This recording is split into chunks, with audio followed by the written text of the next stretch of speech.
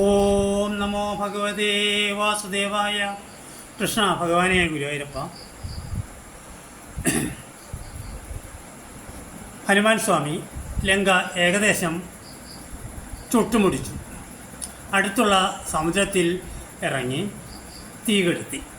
എങ്ങനെയാണ് അദ്ദേഹത്തിന് ഈ അഗ്നിപാതത്തിന് രക്ഷപ്പെടാൻ സാധിച്ചത് എന്നാണ് ഇപ്പോൾ പാരായണം ചെയ്യുന്നത്.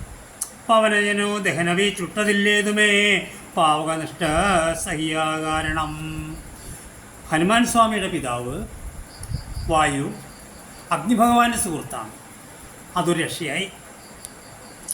പതിനിരതയായ ജാനകി ദേവിയാൽ പ്രാർത്ഥനാകിയാലും കരുണാവശാൽ അവിടെ അശോകവനികയിലിരുന്ന് പതിവ്രതയായ സീതാദേവി പ്രാർത്ഥിക്കുകയാണ്, ഹനുമാൻ ഒന്നും സംഭവിക്കരുതെന്ന്. അവനിതനെ കൃപാവൈഭവം അത്യന്ത ശീതളായുധോ വന്യം രജനിചര കുല വിപിനഭാവകനായ രാമനാമസ്മൃതി കൊണ്ടു കടക്കുന്നു മഹാജനം. അപ്പോൾ ഇവിടെ ഹനുമാൻ സ്വാമിയുടെ ചരിതം കുറിച്ചുകൊണ്ട് വാൽമീകി പറയുകയാണ്, 3 തരത്തിലുള്ള ദുഃഖമാണ് മനുഷ്യനുണ്ടാകുന്നത്. ഒന്ന് ദൈവകൃതം, പിന്നൊന്ന് സ്വയംകൃതം, പിന്നൊന്ന് സമാജകൃതം.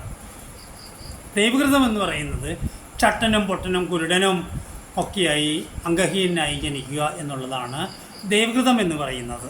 വിശ്വാസികൾക്കുള്ളതാണ് കേട്ടോ. സ്വയംകൃതം എന്ന് പറയുന്നത് വേണ്ടാത്ത കാര്യങ്ങൾ ചെയ്തുകൊണ്ട് ഓരോരോ രോഗങ്ങൾ ഏറ്റുവാങ്ങുക എന്നുള്ളത്. 3 സമാജകൃതം എന്ന് പറയുന്നത്, അതായത് യുദ്ധമുണ്ടാവുക, അല്ലെങ്കിൽ ഭരണാധികാരികൾ വേണ്ടാത്ത കാര്യങ്ങൾ ചെയ്യുക. ഇതൊക്കെ ജനങ്ങൾ സഹിക്കും. ഭരണാധികാരികൾ മാത്രമല്ല, മുഴുവൻ ജനങ്ങളും സഹിക്കേണ്ടതായിട്ട് വരും.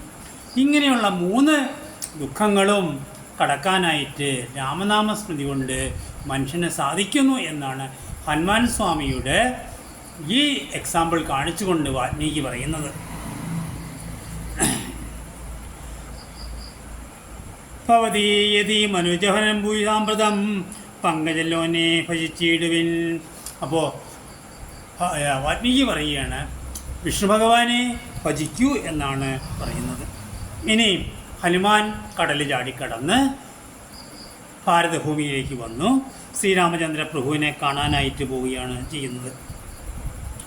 നിജമനസി മുഹുരവി വളർന്ന സന്തോഷേണ നിർമ്മലാത്മാ രാമനോട് ചൊല്ലിയിടിനാൻ. ഇവിടെ വന്നു, രാമൻ്റെ മുമ്പിൽ വന്നു, എല്ലാവരെയും സാഷ്ടാംഗം പ്രണമിച്ചു. അത് കഴിഞ്ഞിട്ട് പറയുകയാണ്, ഞാനവിടെ ചെന്നു, പവനതനയാദികൾ കാര്യവും സാധിച്ചു, ഭാരം തെളിഞ്ഞു വരുന്നത് നിർണയം. അങ്ങനെ ചെന്നു, കാര്യങ്ങളെല്ലാം പറഞ്ഞു. പൂർണ്ണമോദം പറഞ്ഞാൻ അജ്ഞനാത്മജൻ കനിവിനോട് കണ്ടേനഹം ദേവിയെ തത്ര കർപ്പുരേന്ദ്രാലയെ സങ്കടമെന്നിയേ കുശലവുമുടൻ വിചാരിച്ചു ദൂതാവകം കൂടെ സുമിത്രാധനയനും സാദരം. അപ്പോൾ ഇവരെല്ലാവരും, സുഗ്രീവൻ, സുമിത്രാധനയൻ, ലക്ഷ്മണൻ, ഹനുമാൻ ശ്രീരാമചന്ദ്ര സ്വാമി 3 കാര്യങ്ങളെല്ലാം പറഞ്ഞു. ആ ദേവി തന്നയച്ചതായ ചൂടാരത്നം കൊടുത്തു. ആ അടയാളവാക്യവും പറഞ്ഞു. എല്ലാവർക്കും വളരെ സന്തോഷമായി.